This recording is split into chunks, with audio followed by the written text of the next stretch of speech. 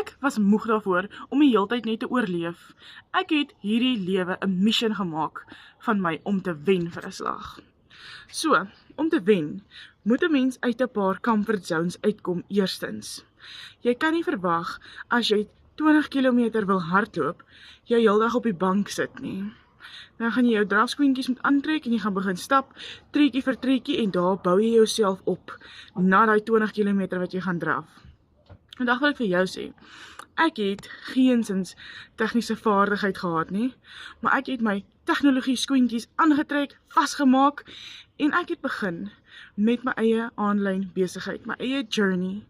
Nou die slim mense het hulle werk gedoen, dis done for you. Jy kom sit net jou final touches by, jy verdien 100% wins en so maak jy geld op 'n veilige manier. Ek sal jou graag wil wys hoe jy ook jou tekskoentjies kan aantrek en leer hoe om goeie geld aanlyn te maak. Skryf net vir my onder skoene en ek gaan vir jou wys hoe.